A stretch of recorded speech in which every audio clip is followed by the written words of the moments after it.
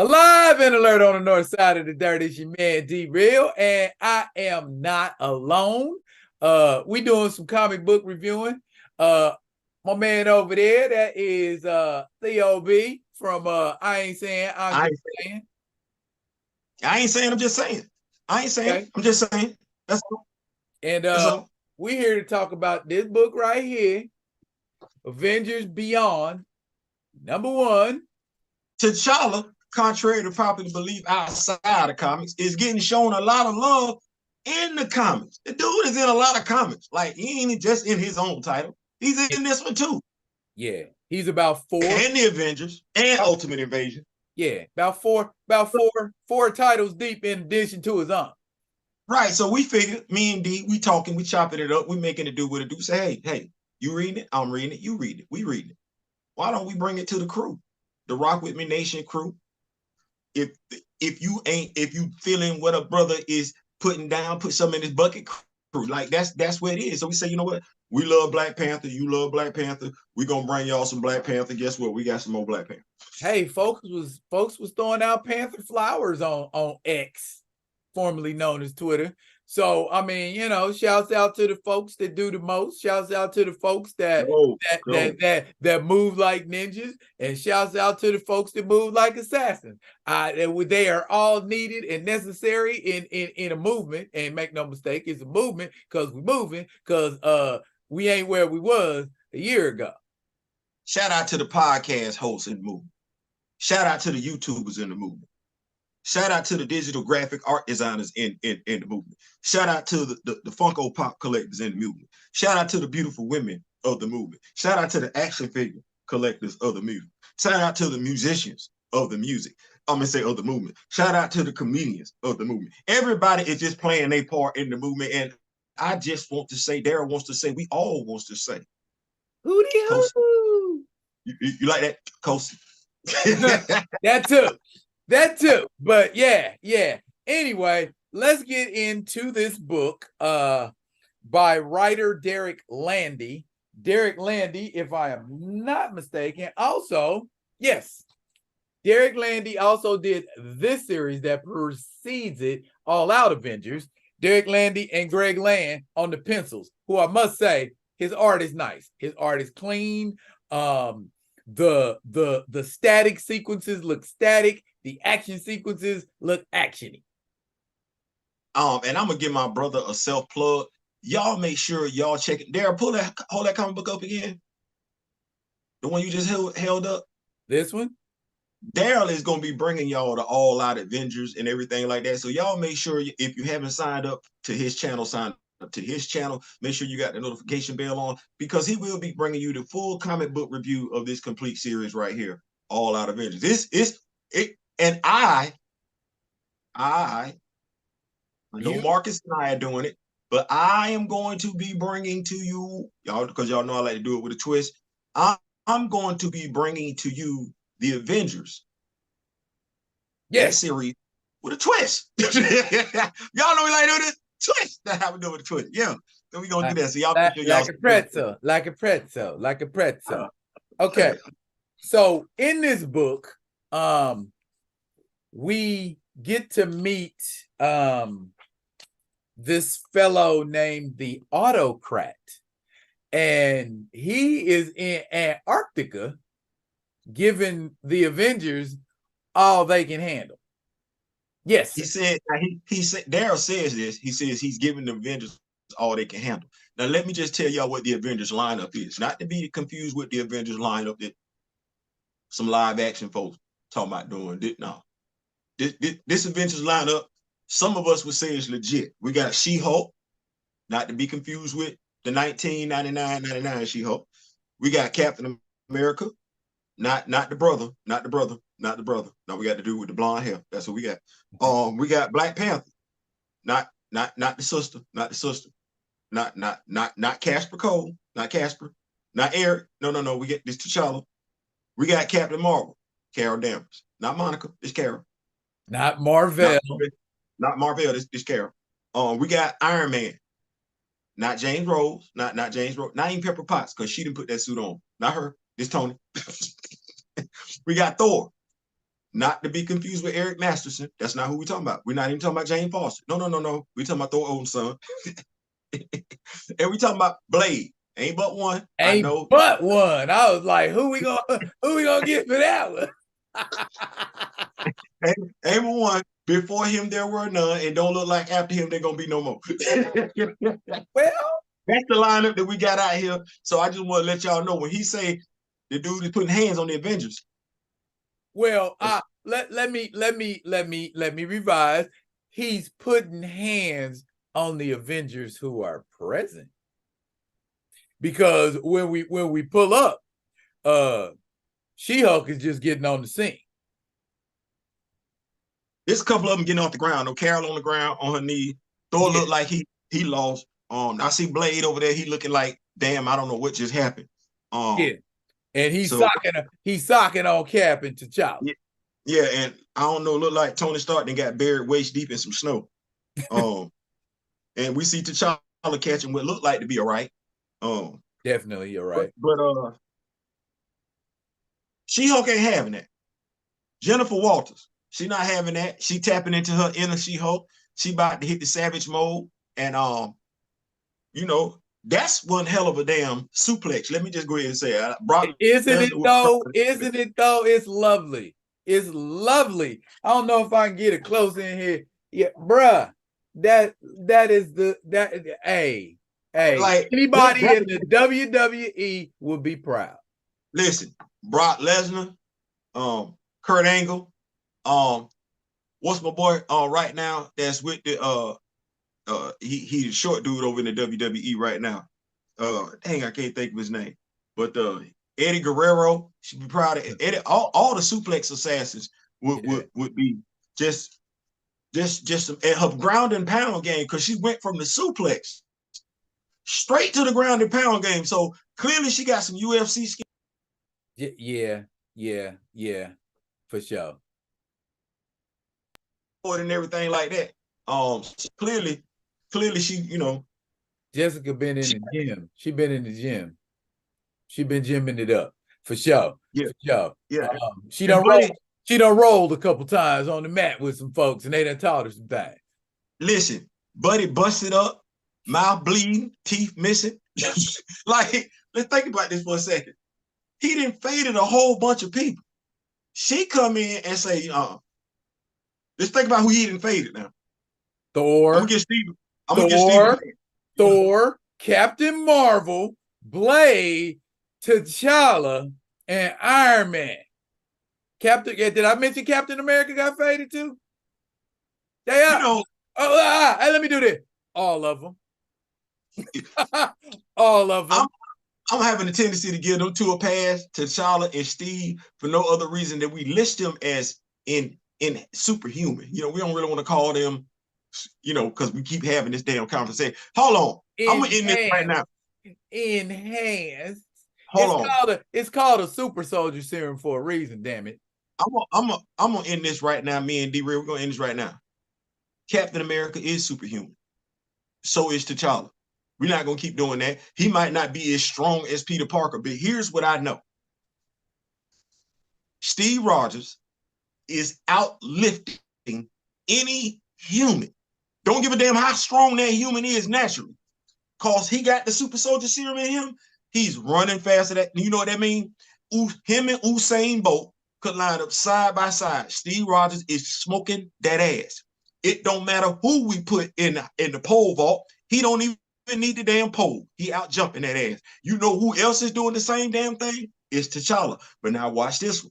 I'm willing to say that Steve is a little bit more bulkier. Know why? Because they gave him the super soldier serum. T'Challa's abilities, because bulky, he don't get no bigger as the Panther. No, he is who he is. But the flexibility, the dexterity, all the superhuman things that come along with it, including increased strength. Because I ain't seeing no human wrestle down no damn 300 nor 3,000 pound rhinoceros. I ain't seen that. Didn't seen this. And an 8,000 pound one. There we go. So we didn't seen this in the comics. We didn't seen it on the big screen. Tony Stark not doing that outside his damn armor. We know that. James Rose not doing that. Black Widow gonna take an L, so is Clint. And on what you gotta have superhuman strength to take down a damn rhino. Matter of fact, he ran up to the alligator. Remember when he hit him like that first just to knock him off course? So stop that. Superhuman strength, both of them. Argument over. Thank you. Going back with the story. Wrestle the alligator too. Yeah, he damn sure did. Whoa, didn't he break the jaw of the alligator? No. Nah. He killed Eric Killmonger's first pet jaguar. Oh, correct. Yeah. Broke the jaw. Yeah. Sure did. That's what you get sending a leopard to do a Panther's job. We back though. Okay. We back though. And we find this autocrat fellow getting woman handled. And Jen is mad. You know what I mean? And it seems unnatural. And she's starting to realize that the rage she's exhibiting towards the autocrat is a little bit unnatural. Right? But dog Blade don't care. But dog Blade don't care. Blade like, you figure that out on your own time. I'm finna put him to sleep. But Blade, why you couldn't do that before? Hey, he needed Jennifer to sock him in the face a couple times and suplex him and soften him up a little bit. I mean, but I'm just saying, like, clearly my dog, like, you know what? Okay, because you box, I watch box. Okay. You a hand-to-hand combatant, I'm a hand-to-hand combatant. Just stuff that we've been taught. Okay. Don't care nothing about how strong how big your pecs is, how big your biceps, the triceps is, and everything. Your lats. Nobody care nothing about that if you got a glass jaw. Facts. So you can be hulked up all you want to. If that jaw don't know how to take a punch, if it's night time, if somebody just look at you hard and you going to sleep, that's why I'm looking at this dude like, bro, I get it. You strong as hell. But look like you got a glass jaw to me. At the very least, it looked like if somebody hit you one time, you was going to sleep. Because that's exactly what happened. Remember Mike Tyson punch out Glass Joe? When you figured out Glass, all you had to do was keep hitting him in the jaw. Oh, it's gonna be easy. We know it's a story. Uppercut, knock him out. Listen, we know it's a story, y'all. We do know it's a story, but we're gonna point out the entertaining parts of the story too. That's what we got. Hey, I'm trying to get everybody to see there's some stuff going on. And before they even get where they, get down to what they doing with the autocrat, they're drawn back to the mountain. And it seems like they have been randomly pre-planning for the arrival of something. And they've been doing it randomly because they don't want to be detected. Now, the reason why Daryl is saying that, because somehow, some way, they found themselves, all of them, realizing it was bits and pieces of their memory that was missing. I don't know how you figured that out, because, it's been some stuff that I forgot over time, but somehow they figured it out. And then Tony and T'Challa. The smart guys. I'm going to say it one more time. Tony and T'Challa. I didn't say Tony and nobody else. I said Tony and T'Challa. I said Tony and T'Challa. The TNT is what I said. I didn't say T and nobody else. I said Tony and T'Challa. That's what I said. Independently of one another, without talking to one another, i.e. communicating with one another, build two separate parts of a machine that's going to summon whomever it is that's been causing them to have memory lapses. Two different parts of a machine that's supposed to work together, function together.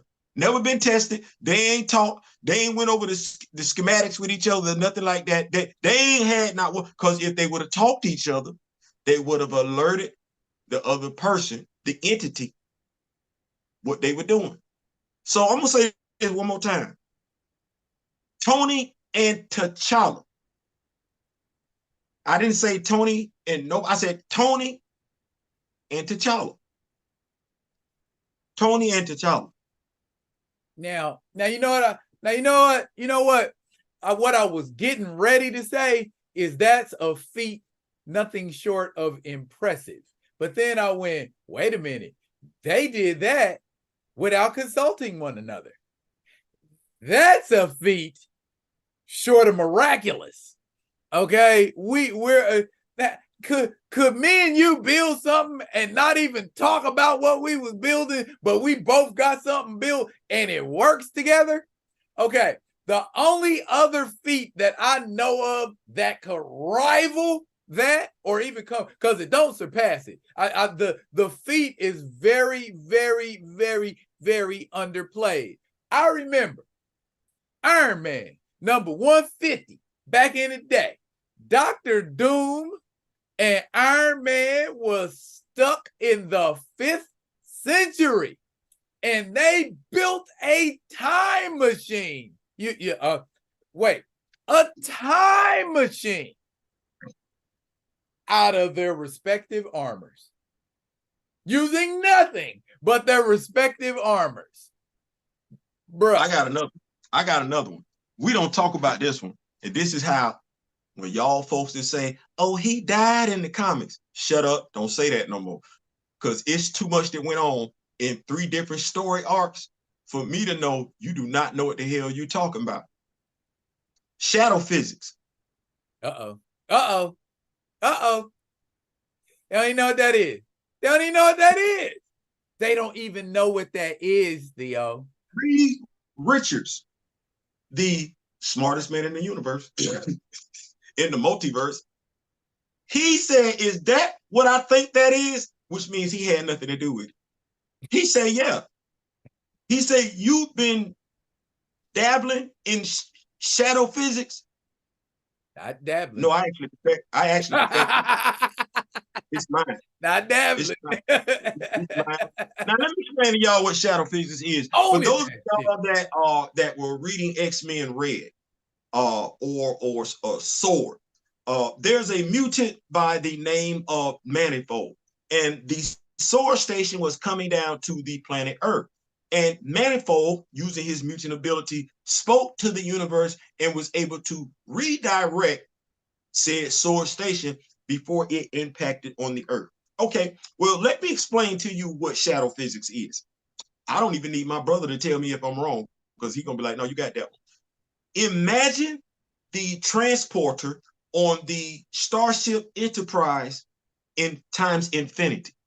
What that means is, with the use of shadow physics, T'Challa can transport instantaneously any size object, whether it be inorganic or organic, anywhere at the drop of a dime, instantaneously. It don't matter.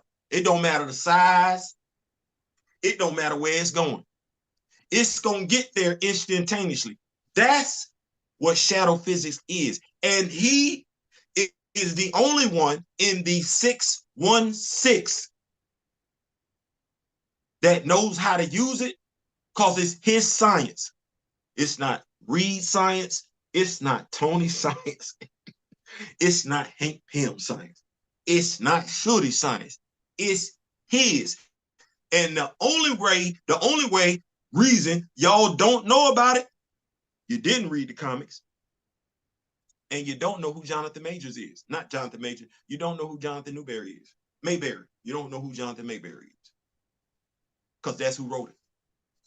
And that came out in Doom War. And I know if you didn't read Deadliest of the Species, because y'all be misquoting that all the damn time, you didn't read the follow-up story arc, which was Power. So you don't even know what Shorty's power set really is as a Black Panther, because it's quite different from T'Challa's. It is, because he uses a lot of technology. You damn sure don't know about shadow science, shadow physics. You don't know, because that was in the follow-up storyline, Doom War, which no anti-recaster ever quotes. My bad, I'm back. Slide back up. Oh, no, not at all. Edutainment explains it. That's why we're here. You gonna get entertained and you gonna learn some stuff. Okay. Now we see this machine assembled. That's about what it looks like, and that's what it when you see them teleporting there in scale of size. Okay, T'Challa and Tony Stark built that. TNT. We're gonna call them the TNT factory. They built that. Okay, that's what you get. Okay, and once they put their collective, I'm sorry, was you gonna say something? I was just saying, everybody dance now. Don't. Oh no, that was the CNC. Yeah. I was getting ready. I was saying, because we were just talking about CTBA. You know, just as long as it's got an E sound to it. TNT well, music. we were. It's funny you should mention that because I was talking to somebody about plagiarism the other night. And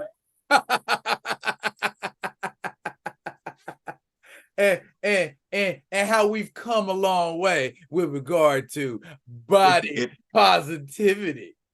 If y'all don't know, if you're not in the age group, you're not gonna know what was going on with that song back then. But it was more than one version of that song out. Kind of like what was the other song? It was a rap song where it was more than one version. 95 South. A bunch of them. Power. I got the power. There's a couple. But 95 South did a rap song. I can't think of the daggum song. Y'all know what I'm talking about though. But yeah, it was a whole bunch of. But hey, it was good music. We still liked it. Yeah. So as Theo said about the book, this device is designed to summon a being that they know has been watching them. Okay, and because the name of the book is Avengers Beyond. Yeah, the Beyonder. And he's upset about it. He sounds shook. You know what I mean? And I like that outfit, by the way. It screams comic book character because there's no way on earth nobody gonna rock some shoulder pads like that and get away with it. You gonna get okay. Here we go. Daryl's not gonna tell y'all this. The Beyonder was designed off of Michael Jackson. I get that. As I said, they're not gonna tell y'all that. So every time I see this dude, and he seemed to keep getting lighter and lighter and lighter, and I know damn good well who he's supposed to be.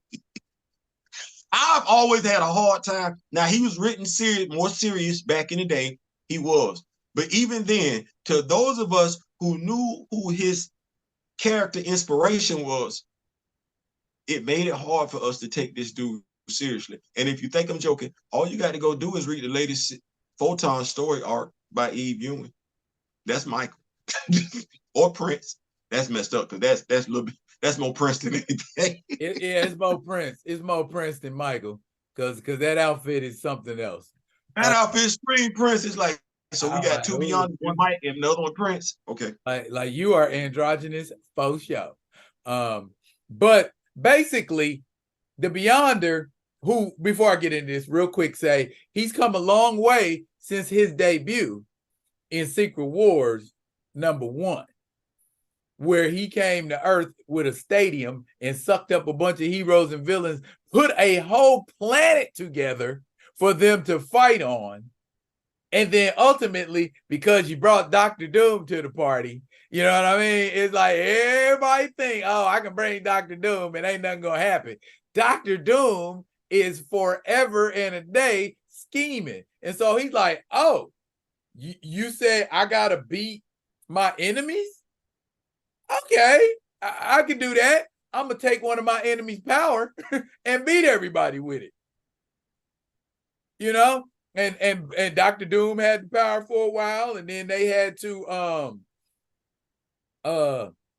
he always got somebody's power. Like they just like if you got a power and if you a god, just go ahead and get rid of Vic from afar. Don't let Vic see you coming. Hey, he's almost he anticipates a lot of people's movement too. But now the way they're handling the Beyonder, I find it ironic that back in the day, the Beyonder used to handle them, but now they handling the Beyonder. I think it was more so for this storyline because I think even when we go back to the Secret Wars event, you know, you had the Beyonders. There were more than one Beyonder. Yes. and they were at war with somebody else and everything like that. You know, we had that was off the whole excursion event and everything like that. So when I look at you made a nice statement earlier when you said they're trying to turn him into Mr. Pelix or whatever his name is and everything like that. I think they are wanting the Beyonders to kind of like fit that mold. I don't think it's by accident because I don't see the Photon, that department, that editorial department, Eve Ewing, being in contact with these particular group of writers, storytellers, and everything like that. But the narrative is that the Beyonder is low key a comedic for comedic relief. They're gonna be all powerful, but they'll be the all powerful comedic relief. Yeah, so. yeah, exactly. Because that's what's happening in this book. The Beyonder's mad because he's worried about this, I guess, lost one is how they refer to him in this issue. He's worried about the lost one finding him. Yeah, give us that picture of the lost one. Yeah, he's kind of Asgardian celestial looking. Yeah, that's exactly what it looked like a Asgardian celestial. Like that's exactly what they look like. What he looks like. But now check it. This guy is the one who gave his power, a portion, excuse me, of his power to the Beyonders.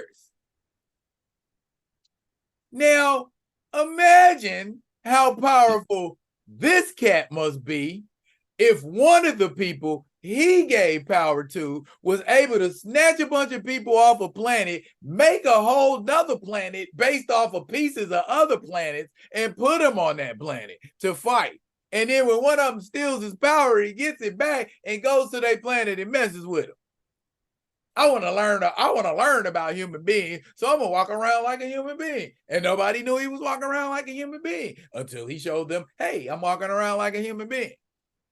And that's when I laugh sometimes because mine be out there, how many of you do. Right. Mine be out there. And I'll be like, it's crazy. If we were just to sit back and just think about stuff, just kind of like it's not real, but we get asked to suspend reality, the belief all the time. So we do have our own little world. We do.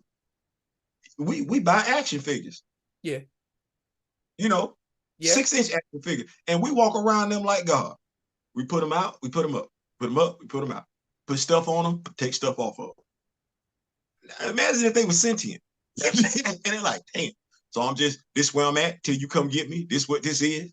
And we got all the power. We turn the lights off, we turn the lights on. Well, I feel like if I was sentient, or if my action figures were sentient, they probably wouldn't be sitting in a room in a box. They probably bust out there. Suppose, like, I'm just saying, like, you're right, but like, suppose that's all it is. They just sentient, like they can't move because they can't, But that don't mean they don't. No, I'm not saying that. I know damn good and well they chores because I know some. Theo, no, I'm just saying. Damn it, we read comics. Okay. Imagine if they could think, but they couldn't move, and they was like, "This some jacked up stuff." Because we do create them. Yes. From nothing. From nothing. Hey. And watch, we collect them. We do have them fighting against each other sometimes. And we make them look good. Now, why is the lost one after the Beyonder?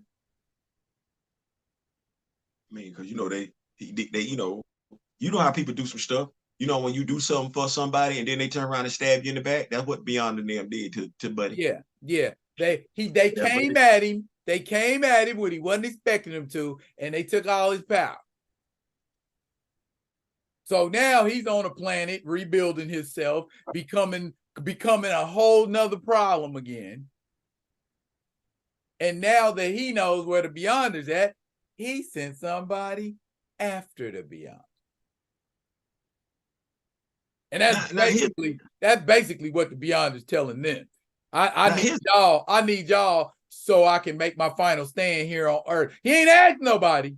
if he could make his final stand on earth. He ain't talked to ain't consulted nobody. Just said, I'm making my final stand against this cosmic being right here on earth. Tough. What? And that's why they coming at him. My question is, why did y'all pick this dude? Created y'all, like, you know. Here's what Beyond just said. I'm gonna say this just some of y'all to get it like that. That's like man raising up against God. Then for whatever reason, I don't know how man pulled it off, beating God, realizing they can't kill God, and just imprisoning God on some other planet, as if once he get right, he not gonna come see about you. And if he pick you off one at a time, because it took a whole bunch of y'all to take him down, but y'all ain't standing together like that because y'all done got that's essentially what happened. Yeah. I'm reminded of the story of the Tower of Babel, except they didn't get struck down. You know what I mean? They said we gonna get to God and we gonna find out what makes God God. And it seemed like that's kind of what they did. But instead of just making it a learning experience, they made it a usurping experience. And so now you got this badass dude sending agents after you to do God knows what to you. Listen, and now he's sending the agents after him? I think that's just him going after him himself. Well, when we get towards the end of the page, that we see this young lady here named Tiamat, and Tiamat was in All Out Avengers, which I will be covering at a later date. Yes, he will. Y'all make sure y'all click, like, share, subscribe. Y'all got those alerts on and everything like that. And as you about to find out in this book, she ain't no punk. She gave Carol Danvers all she could handle in All Out Avengers. So if she can swing and trade blows with Captain Marvel, then I mean, here's what we're looking at. So just to give y'all a little taste, because Daryl got me up to speed real quick and everything like that. He not lying. Girl come through and she start fading people left, right. Because the Beyond is trying to let them know, hey, man, listen, y'all really called me down here. Y'all not ready. Not Buddy finna come. I don't know what to tell y'all, but he coming because he know I'm here. But if I can't get off the planet, I got to go somewhere. If I get off the planet, he coming. I got to do something. Old girl come through. She come through. She introduced herself. She real nice and everything. Real hospitable. Kind of reminds me of Gamora. She does. Like, gave me Gamora vibe. She come through. She make her presence felt. Carol, being who Carol is, say, hey, that's far enough. Old girl look at Carol and say, look, I see you healed since the last time I see you healed. Now I don't know if somebody beat your ass. I don't know if that's necessarily you want to rematch. It's one thing to lose a fight, but to get your ass mollywop. She says to Carol, I see you healed since our last encounter. Take one step closer and you'll wonder why you bothered. I was already wondering that because she said you had to go heal. I mean, you had to go somewhere and sit down, get yourself together. Hey, Theo. Oh, whoop. That's a mollywop. She put hands on it, bro. Hey, they both was going. They was going at it. But she was handling. She's giving Carol all she can handle. But you see what I'm saying? And this when Carol folded arms, I'm talking about, but see, she's not by herself this time. That the man came in because Carol looked like, okay, she got her arms folded up and everything, like, all right. Well, here, check this out. See right here? That's Carol sitting on the couch with Natasha. See, you see her, you see her arm? Bruised up. She busted up. We don't often see superheroes in comics with bandages like that. Like, you have to have took an ass whooping to be in that situation. She gave Carol the business. She gave Carol the business. So now, knowing how Carol Danvers get down, and knowing Carol Danvers was on the couch bandaged up after her and this girl got done squabbling, what you think she getting ready to do right now?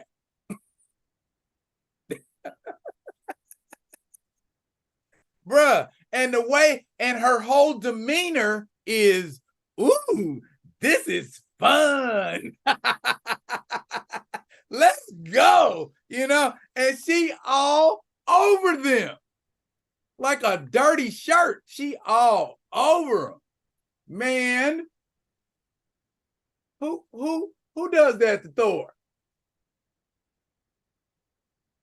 Bruh. You talking about the dude who could literally summon electricity?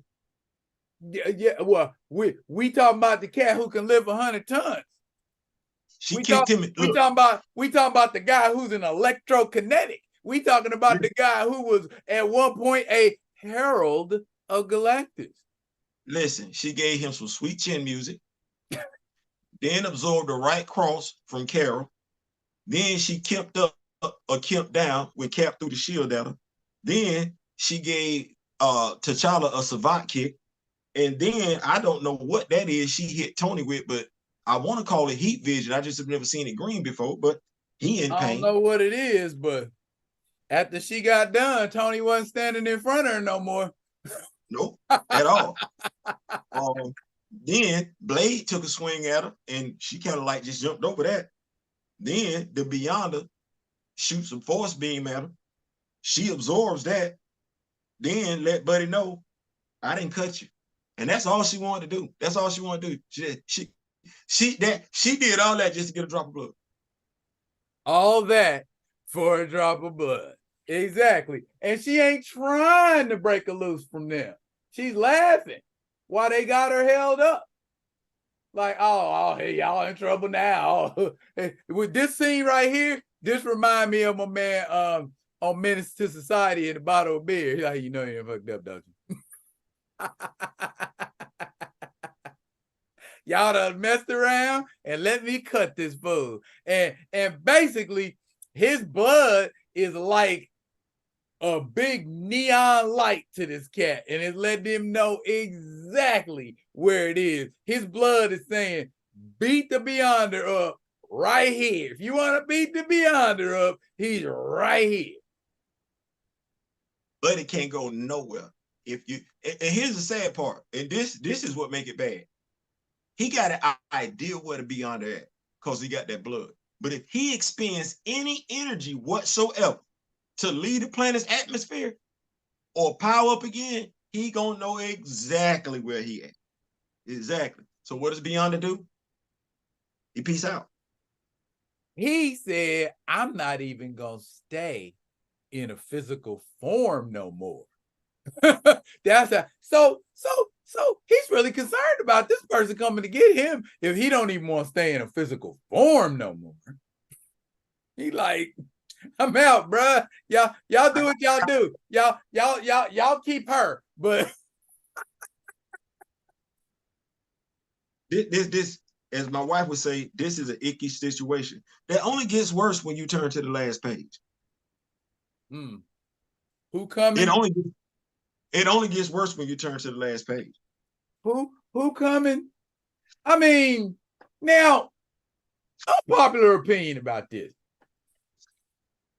If Tiamat just got done mopping them solo, why should they be worried about the Black Order? How many times they done kicked the Black Order's ass?